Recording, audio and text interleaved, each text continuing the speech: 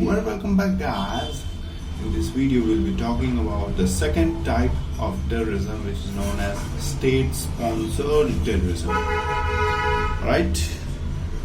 Now, establishing CTI, hence avoiding the direct war because the enemy possesses CMS, is state-sponsored terrorism. What is CMS? CMS is conventional military superiority. What is CTI? CTI is competitive terrorism industry. So the next question arises that we talk in the Indian scenario, when did the Pak understood that the India possesses CMS? Alright. So Pak understood this post 1971 after it had lost two wars very badly, 1947 and 65. In 1971, when it lost a big territory of its, it understood that India possesses CMS, conventional military superiority, and a direct confrontation with India is not fruitful. Hence, Pak established CTI, that is competitive terrorism industry. In this, the various proxy groups, the terrorism outfits established by the Pakistan compete with each other in order to carry out the objectives. Alright? So this was created first of all in 1980s for creating Khalistani problem with the help of US, and second in 1990s for the Kashmir violence. Let's understand why this time period is 1990 only. Alright, why not before that?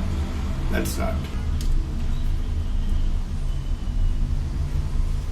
Now, as we know, the USSR waged a war in Afghanistan in 1979. Alright? Now, US established Mujahideen, which took people from the Pakistan and fought the war against the USSR. Now, with the end of the Cold War period in 1988-89, these people started coming back to the Pakistan. Right?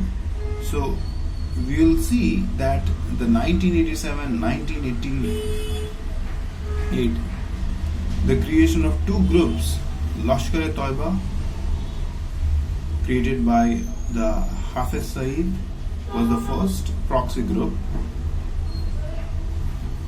Alright? The second proxy group, when the Mujahideens were coming back in order to re-employ them in 1988-89 with the help of ISI, Hizbul Mujahideen was created as the second proxy group, so that because Pakistan has understood India possesses CMS and its direct war is unfruitful. Hence, both of these groups' objective violence in Kashmir. Now, in 1994, Masood Azhar was captured, and for 5 years he was in Indian jail. But with IC-814 incident, Masood Azhar was released in 1999, and with the support of ISI in 2000, Jaish-e-Mohammed was created by Masood Azhar as a third proxy group. Objective again of violence in Kashmir. Alright? 5 years later, 2005, IM or Indian Mujahideen, which consists of radicalized Indian Muslims, was created with the objective to carry out terror strikes in India. Fifth, SIMMI, Students Islamic Movement of India, was created by ISI with objective to radicalize the Indian Muslims. Sixth, Jamaat Dawa, JUD, created by Hafiz Saeed. The objective of this group, Jamaat Dawa, was to establish a caliphate from Bosnia to India, which was the erstwhile legacy territory of the Ottoman Empire. Now, the objective of the Jamaat Dawa is same as that of ISI. Alright, Jamaat Dawa territory, what Jamaat Dawa targeted, it's a subset of ISI. Right, because ISI want to establish a global Islamic caliphate, Jamaat Dawa a small portion. So the India is vulnerable from both the Jamaat Dawa as well as ISI. Now, so in creation of all these 6 proxy groups, what Pak is doing? Since 1990s, Pakistani people have been sent by training them by ISI in these groups, Lashkar-e-Taiba, Hizbul Mujahideen and Jaish-e-Mohammed. Apart from training the people so that they can join this Lashkar-e-Taiba, HM and Jaish-e-Mohammed, Pakistan has also been providing arms and ammunition and money, which have been frequently been seen when these terrorists are killed with the gun having the Pakistani signs. So Pak has adopted a strategy of direct terrorism for violence in Jammu and Kashmir. Now we'll see what is the counter strategy by India. Now, the counter strategy consists of 2 parts, the operational component and the diplomatic component. The component one, which is the operational component, is that when Pak sends terrorists, India will catch them alive of this, the Jahil, the Jaish, the Hizbul and Lashkar-e-Taiba. So these Jahil, JHL terrorists would be shown to the world that what Pak is doing. For example, when Kasab in 2008 Mumbai attacks was caught, he was found to be the L part of Jahil, JHL. He was found for Lashkar-e-Taiba. Entire world got to know what Pak was doing. Now, if catching alive is not possible, eliminate the terrorist. Component 2 of counter strategy is diplomatic component. Consists of 3 parts: the UN level, the bilateral level, and the multilateral level like SCO, ASEAN, and BRICS. So, at all these 3 levels, we'll be telling that how Pak is sending terrorists, how Pak is a state sponsor of terrorism, which is the type 2 of terrorism, and this proves how Pak is a regional destabilizer. Alright?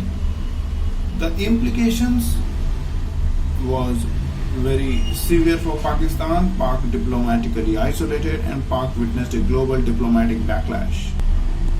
With the counter strategy of India working, Pak was getting isolated, and Pak adopted a new strategy that these proxy groups were given new responsibility.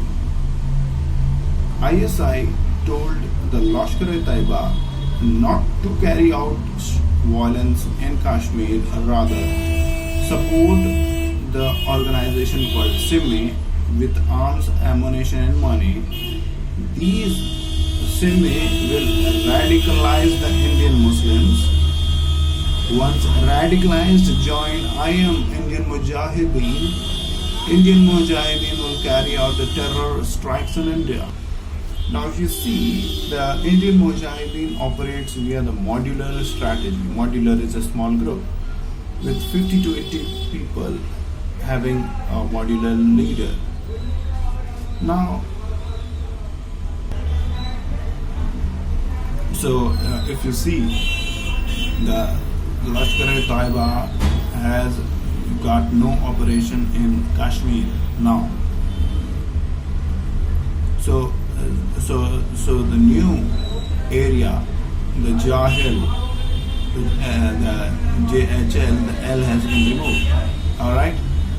So only two groups now are operational in Kashmir, the Jaish-e-Mohammed and Hizbul Mujahideen, which carry out violence in Kashmir.